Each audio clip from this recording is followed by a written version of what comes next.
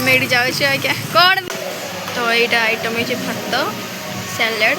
Good morning happy Ganesh Chaturthi to all. तो I hope कि आप मत ठीक थे तो मु भी ठीक अच्छी। तो आज वर्षा पकाउे बहुत बट मत कॉलेज जीआर अच्छी आज जमती भी हो कहीं आज मत कॉलेज नुह मैंने आम जीआर रेस्टोरेंट सब सांग सहित मिसिक जीआर अच्छी बुली पालिक वीडियो देखी इति मो भौणी मेकअप आज मुझे ना 45 जन मत बाहर अच्छी 10:30 जीवु बस टिके ना तो छाड़ी भाव रेनकोट नहीं पड़े तो मुझे रेडी हो जाऊँ। तो मुझे रेडी हो बट मत कान पिंधे बिल्कुल इच्छा होनी कहीं मुझे पिंधि ट्राए करी से बहुत माने मुझे कान पिंधि ना तो कान मोर बोड़ गला जेपर्यंत मु घर बाहर ना से वर्षा पकाउला जिते घर बाहर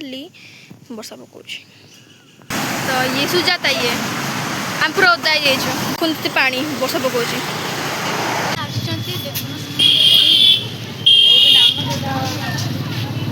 झील दिन बसिक फटो उठाऊँ मुझे ठिया एकेला भोक कला बहुत जोर मैंने एपन आसुना आम ये जाऊँ आज्ञा कौन वीडियो बन देला कौन कौच हाँ ये ना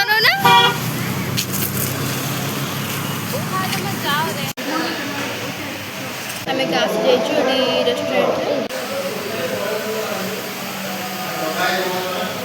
ये तो कहीं नहांती आज्ञा आम 3 जन ही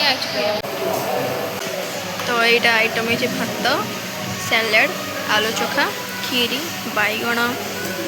दही बैगण डाली आ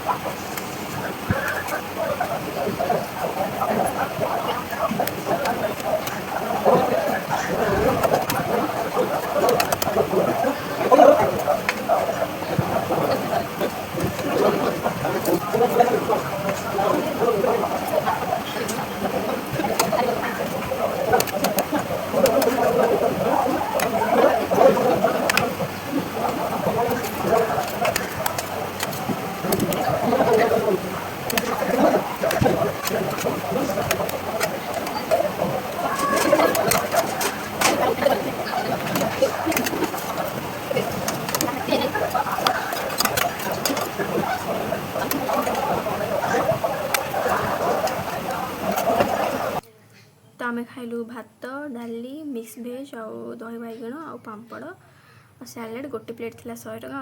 लिटरली बहुत टेस्टी थी बहुत बेसी टेस्टी थी। क्या मु खाई अरत डालमा खाई सारे कहीं सका तो आगे राति गला तो आगे राति तो मुझे आज आम घरे इडली हम तो आम इडली हम मामा तो रुटी खाइबा तो मम्मा रुटी और बापा रुटी हम तो राति खाती नहीं पिठा और सेमती भी दिन भी खाती नहीं मो बापा देह खराब आम देह खराब से रुटी खाई पारि ना अरुआ तो कि किसी तो मानने ये खाई पारे तो कांट एक्सप्लेन कि आज गणेश पूजा फास्ट टाइम मत एत भल लगे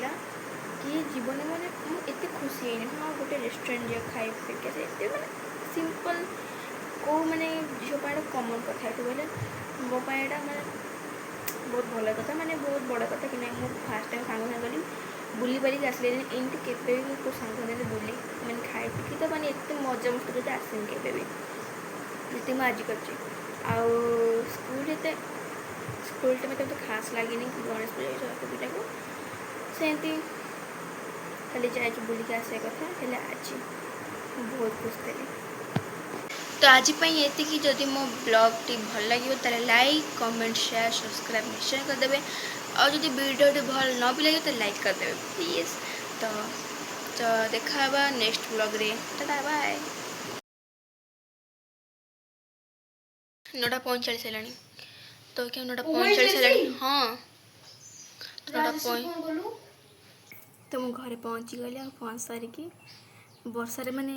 कौन कह हने जावाई तो मुझे घरे पहुँची गली तो मुझे आसला वर्षार पूरा उदाई गली कहीं वर्षा बहुत जोर पकाउला आज।